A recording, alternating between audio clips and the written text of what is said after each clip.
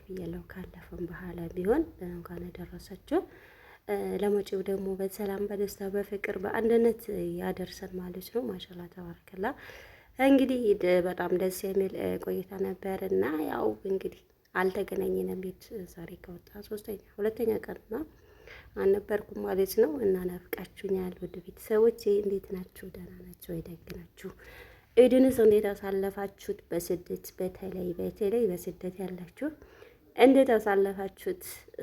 ከኛ ጋር እንግዲህ አልሐምዱሊላህ በጣም ደስ በሚል ሁኔታ አሳልፈነዋል ማለት ነው። በስደት አላችሁ ደግሞ ለመጪው ማለት ነው ከምትወዱት ከቤተሰቦቻችሁ ጋር ለማሳለፍ ያብቃችሁ ማለት ነው። ምክንያቱም ኢድ ሁሉም ሰው ትዝ የሚለው ነገር ምንድን ነው? ኢድ ሲመጣ ሆነ በዓላት ሲመጣ ሁላችንም ቀስማችን ተሰብሮ ኢዱ ሳይመስለን እንውላለና ይሄ የተለመደ ነው በስደት ያለ ነው ማለት ነው።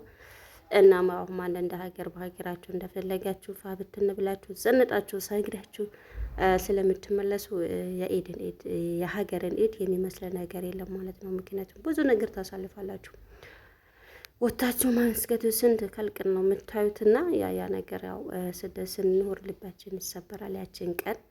እናም አብሽሩ፣ አላህ በሰላም ለመጪው ለእናት ሀገራችሁ እንዳይበቃችሁ ዱአ አድርጉ ማለት ነው። እኔም ዱአ አደርግላችኋለሁ።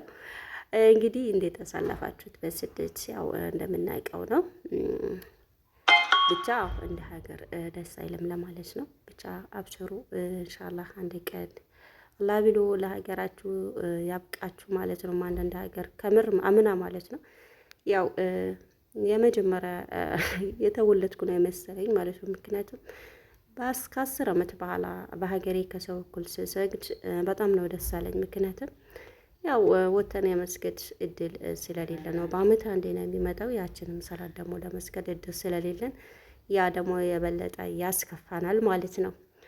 እናም አብሽሩ፣ በቀጣይ በሌላ ቪዲዮ እስከምንገናኝ ድረስ ባላችሁበት ዓለም ዳርቻ አላህ ከክፉ ነገር ይጠብቃችሁ ይጠብቀን። ሰላም ለእናት ሀገራችን ኢትዮጵያ ይሆን እና ቪዲዮን ላይክ አድርጎ ሼር አድርጎ በቅንነት ሰላም አለይኩም ወራህመቱላሂ ወበረካቱ።